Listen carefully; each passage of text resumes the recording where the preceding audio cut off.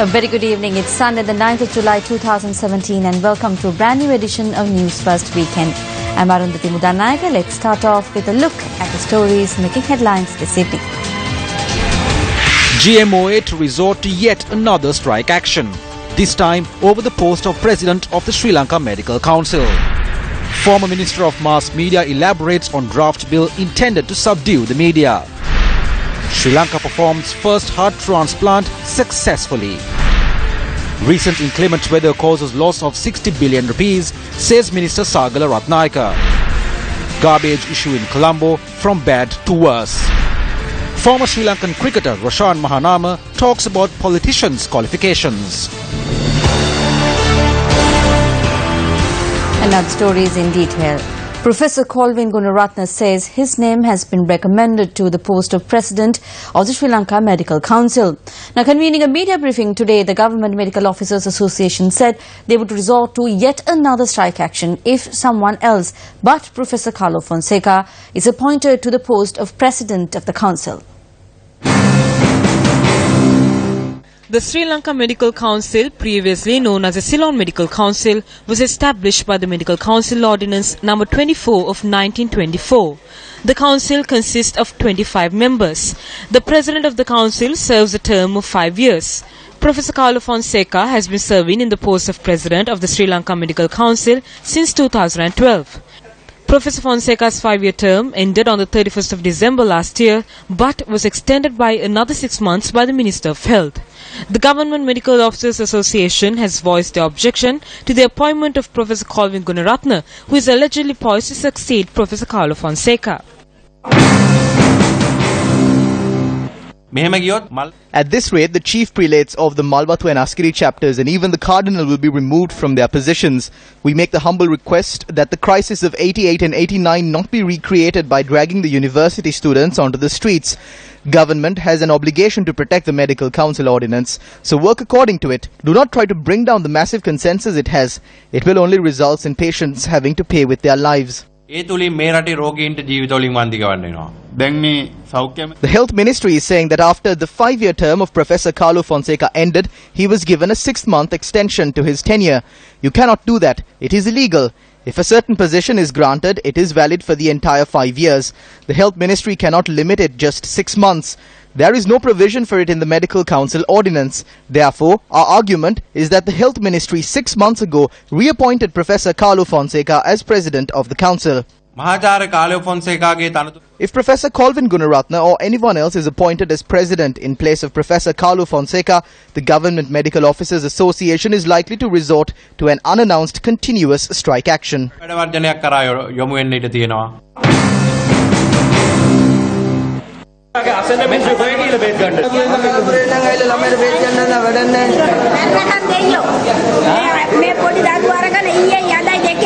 ජනතාව කුපිත වෙන්න කලිය මේකට යම්කිසි පිළිතුරක් දෙන්න ඕන. මේ කරන්න කාර්ය සාධාරණයි අසර අහිංසක ලෙඩුන්ට. තමන්ගේ දෙමාපියන් තමන්ගේ සහෝදරයට එම වුණා නම් මේ වෛද්‍යවරු නිකන් ඉඳීද කියලා මම අහනවා. අගෝස්තු මාසයේ 10 වෙනිදාට දැම්මා. ඒකෝට මැරෙයි දන්නේ නැහැ අපි.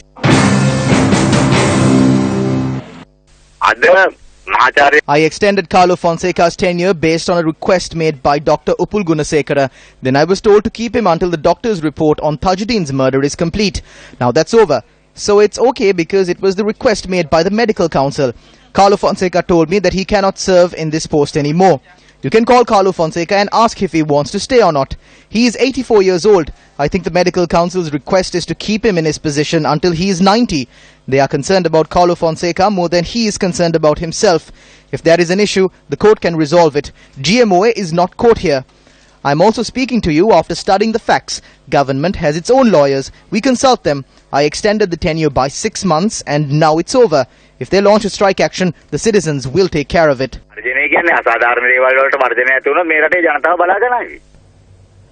It is the view of the public that no matter what argument politicians and officials make, the collection and disposal of garbage in Colombo is not being carried out efficiently.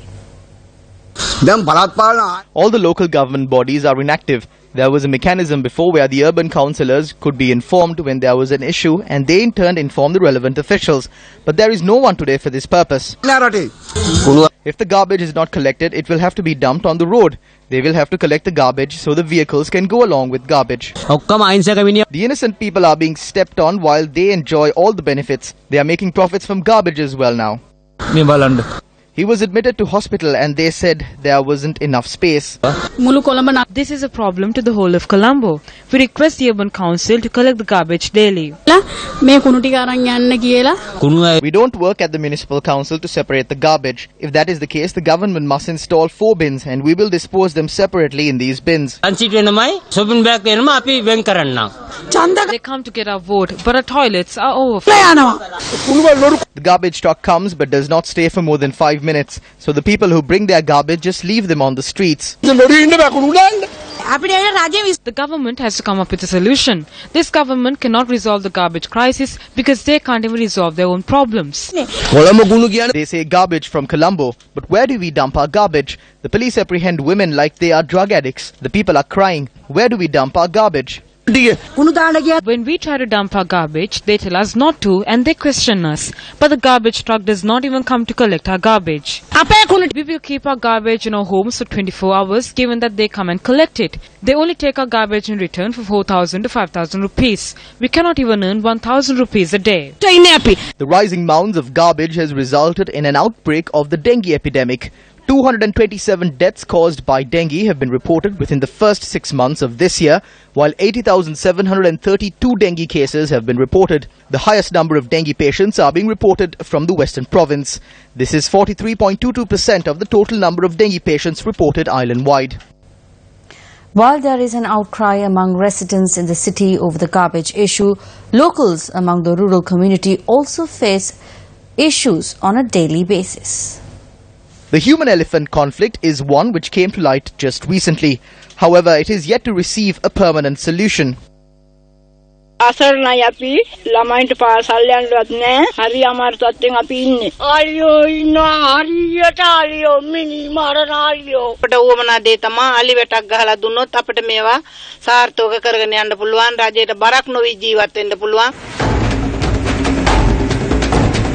මම කියන්නේ රජයට ඉල්ලා හිටින්නේ මේ මොනවා හරි කළා මේ සත්තු අයින් කරලා දෙන්න කියලා. මේ රජයවත් කවුරු හරි නිලධාරි හරි ඉදිරිපත් වෙන්න කියලා මම කියන්නේ. අපිට මේ සහනයක් ලබා දෙන්න මේ ලරුව බේර ගන්න අපිට කියලා මං ඉල්ලීමක් කරනවා. මේ අපිට කරන්න කිසිම දෙයක් නැහැ. මේක රජයේ මැදිහත් වෙලා මොන ක්‍රමයෙන් හරි කවන්නේ මේක අපේ මේ. ඔව් අපර වෙන රැකියාවකුත් නැහැ. ඉතින් කරන්නේත් මේ ගොවිතැන තමයි. ඒකත් ඉතින් මෙහෙම වෙලා ගියාම අපිට වහ තමයි ඉතින් බොන්න වෙන්නේ.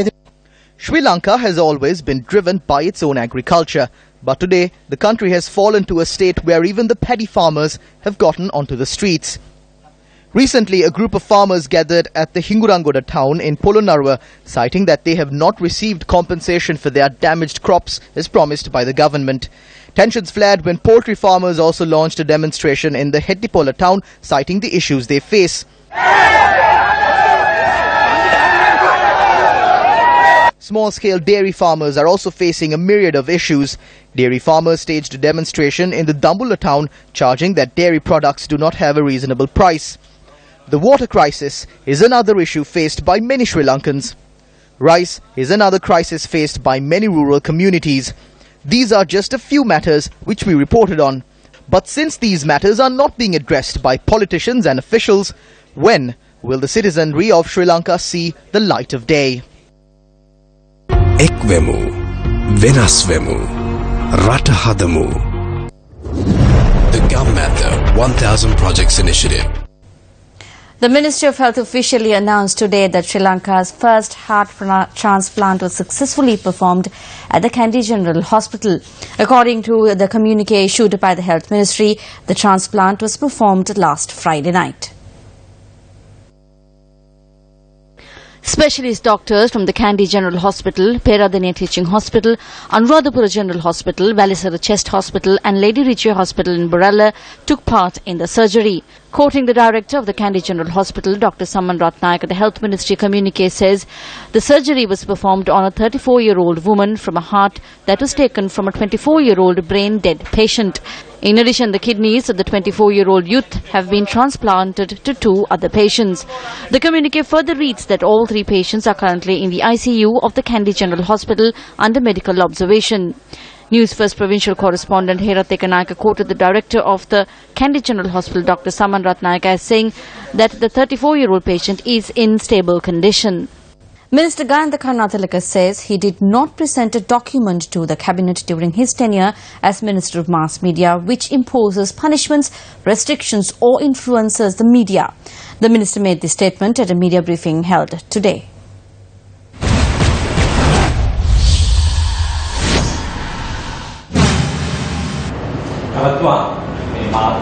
Did you present a draft bill to the cabinet which enables media institutions to be fined and journalists to be imprisoned?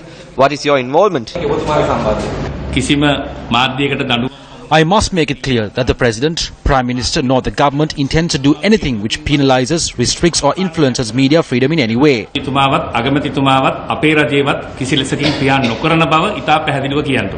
There is a draft bill for an independent council for News Media Standards Act. I remember in August last year we issued a cabinet paper about appointing an independent regulatory commission for electronic media. Its intention was not in any way to influence, punish or affect media freedom. It only contains a factor of raising the standards. It was also discussed at that point that the government does not intend on passing any law by force. It was made clear that these matters should be carried out independently. It was also decided that this should be done in consultation with the public, media organizations and media heads, and in a way that we can come to a consensus.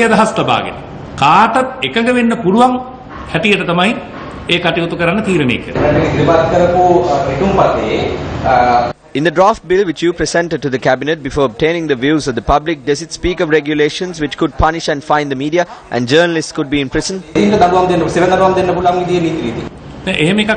No, that is not the kind of bill we drafted. We presented a draft to establish a commission and we received cabinet approval. Before I lost the ministry, I had decided that if I had another week, I would convene all media heads. Key organizations like the Free Media Movement said they were involved in the first round of talks, but they were unaware of certain facts in this document. So we can meet with them and give them the opportunity. Do you think that these factors will be included into the media policy of the good governance government?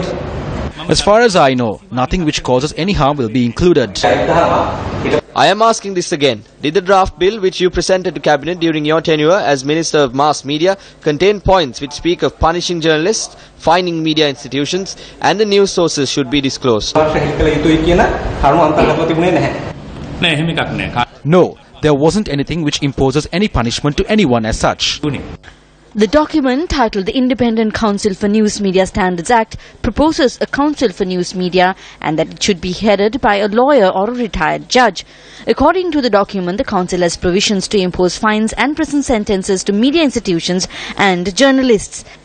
The point in this document which draws the highest level of concern is that the news media is bound to reveal any source before this council.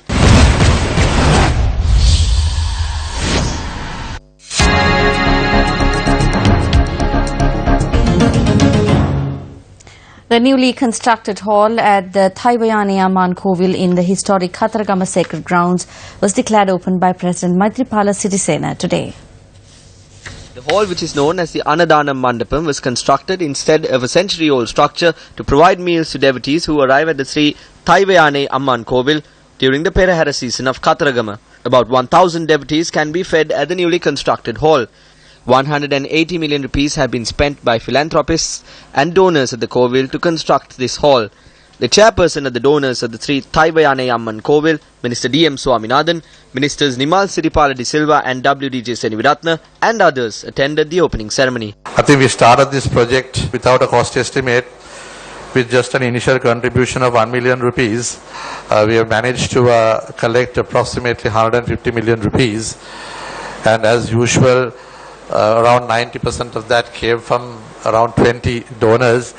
And I would like to also assure the donors, not 1 cent of your contribution has gone towards administration or in any expenditure in connection with any of us in our activities in building this.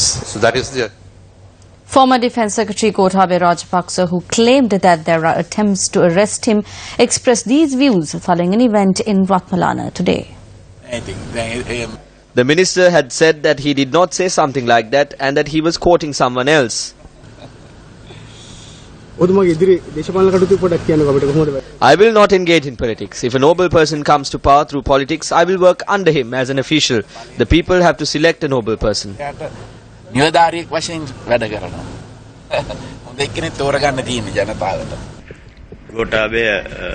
Gotabaya has committed wrongs. The malpractices, corruption and thuggery carried out by his elder brother and the clan was the reason they were chased out of power by the people. He cannot get away from those mistakes, saying he was fighting the war and that he was in the Ministry of Defence. Even I fought the war. If a soldier commits a crime, he too has to bow his head to the law of the country. He cannot be under the impression that the law does not apply to him for the crimes he has committed just because he was the Defence Secretary. They will have to answer to their crimes. The people appointed this government to punish the wrongdoers. Gotabaya is an ordinary citizen of this country. He must learn to bow his head to the law of the country. Prime Minister Ranil Wickremesinghe expressed the following views during an event to lay the foundation stone for a new Sangawasa building opposite the Ruwan Mahasaya. Even though Buddhists rule the country, that safety was not there 5 or 6 years ago. When an enemy was given permission to conduct a puja at the temple of the sacred tooth relic, the chief prelate of the Malwatu chapter was threatened that another chapter will be created, like King Mahasen.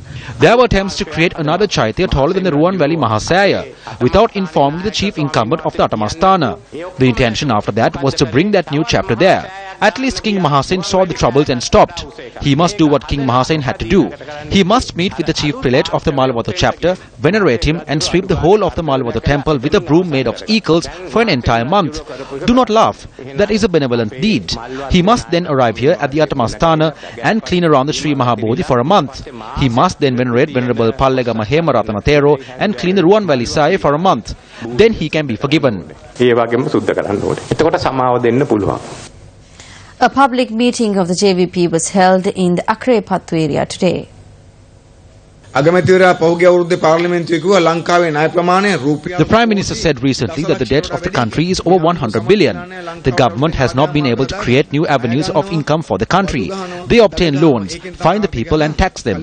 That is how they are growing the economy. Just like the last government, fraud and corruption is at a very high level. The people who defrauded large sums of money are still at large. The government has not punished a single person. Every ministry of this government has a sector through which they can earn commissions. Do we think how higher education and highways can be together? You cannot earn money through the higher education ministry, but you can earn commissions through the highways. 1.18 billion to bring down vehicles for the ministers last year. They reserved 600 million to bring down vehicles for the protection of the Prime Minister. There is new supplementary estimate to bring down vehicles again. 150 million rupees is spent each month for the rent of ministry buildings. Minister Sagala Ratnayaka spoke about the property damage that was caused as a result of the recent natural disasters.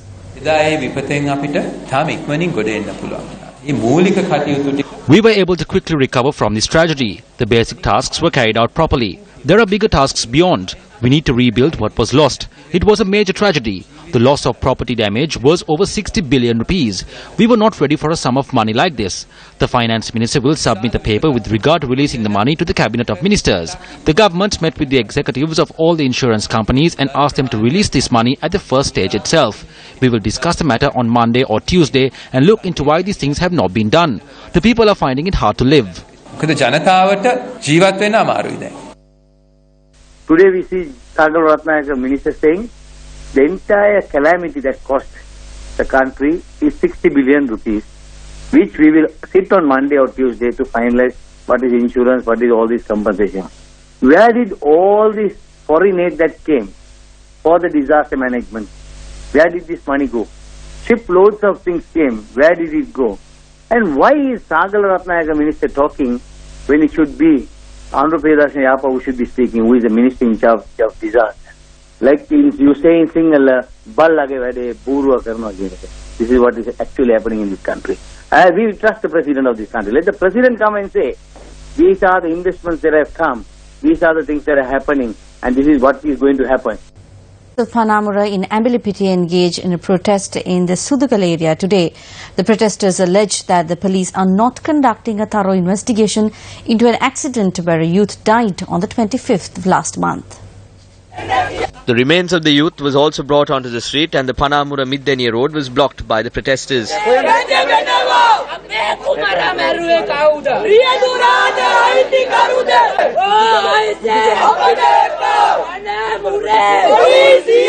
The accident that had claimed the life of this youth took place near the Panamura police station on the 25th while he was travelling on a motorbike.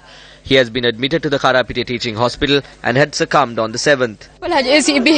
The bike had hit a JCB backhoe machine. The police says that they do not have any proof to certify the matter. The owner of the JCB machine is close with the police. This is why they are trying to sweep this under the carpet. The road was blocked for over 2 hours as a result of the protest. The protesters dispersed after the SP of the Ambilapitiya police handed over the investigation to the traffic unit of the Ambilapitiya police. In a separate incident, a tense situation arose between two groups of the Kudawala area at the Suryaweva grounds after the Sri Lanka-Zimbabwe match at the venue.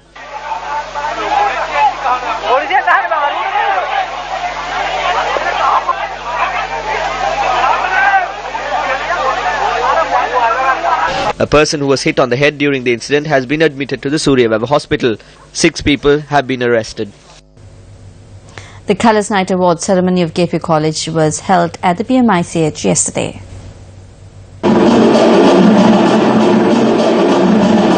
Former Test cricketer and former international match referee Roshan Mahanama was the chief guest at the event.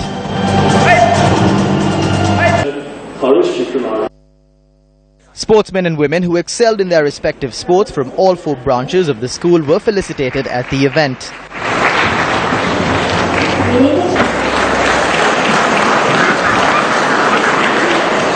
The lesson that we have to learn from these great cricketers, like Roshan, my good friend Aravind, is that you got to be close to your parents and of course your teachers and coaches.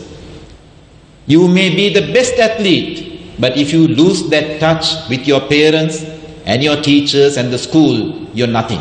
The most important thing is that simplicity and being humble and think of your parents.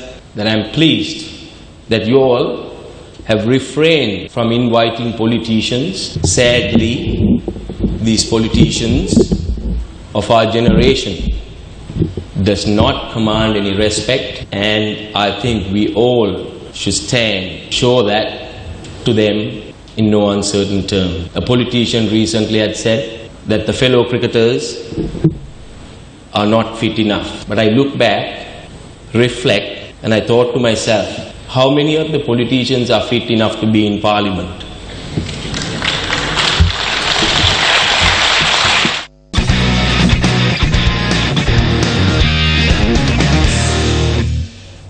And in sports news, Sri Lankan athletes managed to win a gold medal and 2 silver medals on day 4 of the 22nd Asian Athletics Championship today.